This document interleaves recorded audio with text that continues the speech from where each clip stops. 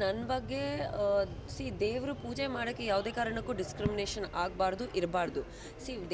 ದೇವರು ಯಾವತ್ತೂ ಹೇಳಲ್ಲ ನೀವು ಒಂದು ಹುಡುಗನಾಗಿ ಪೂಜೆ ಮಾಡಬೇಕು ಇಲ್ಲಾಂದರೆ ಹುಡುಗಿಯಾಗಿ ಪೂಜೆ ಮಾಡಬೇಕು ಅಂತದ್ದು. ಎಲ್ಲರೂ ಒಂದೇ, ದೇವರು ಕಣ್ಣಲ್ಲಿ ಎಲ್ಲರೂ ಒಂದೇ. ಸೊ ಡಿವೋಷನ್ಗೆ ಡಿಸ್ಕ್ರಿಮಿನೇಷನ್ ಮಾಡಬಾರ್ದು ಯಾವುದೇ ಕಾರಣಕ್ಕೂ. ಬಟ್ ಪ್ರತಿಯೊಬ್ಬರು ಕಾಸ್ಟ್ದು ಕಲ್ಚರ್ದು ಅವ್ರದ್ದೇ ಆದಂಥ ರೂಲ್ಸ್ಗಳಿರುತ್ತೆ. So without hurting anybody. ಇವಾಗ ನೋಡಿ, ನನ್ನ ಪ್ರಕಾರ ಡಿವೋಷನ್ಗೆ ಡಿಸ್ಕ್ರಿಮಿನೇಷನ್ ಇರಬಾರ್ದು.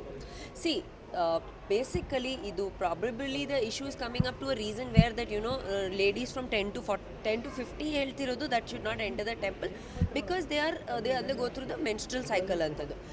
ನಮ್ಮ ಸಂಪ್ರದಾಯ ಮೂಲಕ, ನಮ್ಮ ಕಲ್ಚರ್ ಮೂಲಕ any which ways menstrual cycle ಇದ್ದಾಗ women don't get out of the house. So ಆ ಒಂದು ರೀಸನಲ್ಲಿ ನೀವು ಈ ಒಂದು ಜಜ್ಮೆಂಟ್ ಪಾಸ್ ಮಾಡ್ತಿದ್ದೀರಾ ಅಂದರೆ ತಪ್ಪು.